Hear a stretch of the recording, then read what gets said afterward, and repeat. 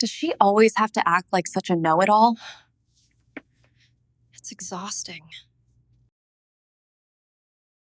Ever been called stubborn, not because you refused to work, but because you asked a question? You saw a process that was wasting time. You suggested a better way. You thought you were being helpful. And suddenly, you're difficult. You like to argue. You don't follow instructions. Meanwhile, you're just standing there thinking, but I was only trying to make this easier for everyone. If you've ever experienced that, this story is for you. A while ago, I worked in an environment where processes were everything. There were SOPs, rules, steps, formats. Everything had a "this is how we do it here." And don't get me wrong, structure is good. Systems help work move smoothly. But there was one particular process that everyone silently struggled with.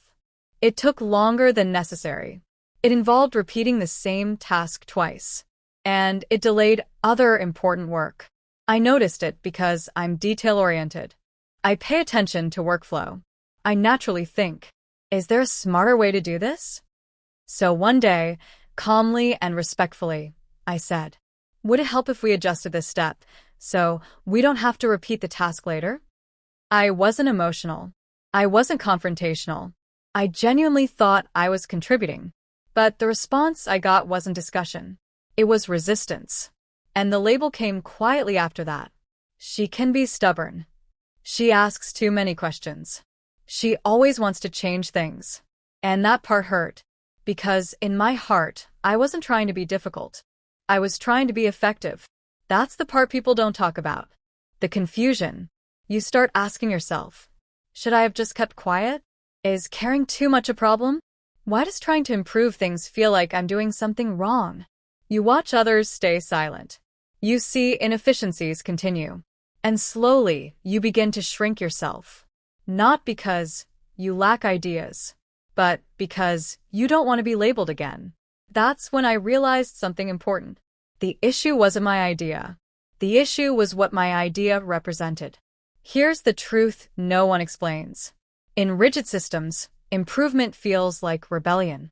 Not because your suggestion is bad, but because change can make some leaders feel like they're losing control.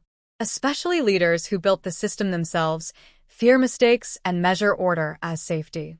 When you suggest a new way, they don't just hear, let's improve this. They sometimes hear, what you built isn't good enough. And that can trigger defensiveness. Not logic, emotion. That's when I understood this wasn't about right or wrong. It was about psychology. So, I changed my approach. I didn't silence myself. I learned to manage up.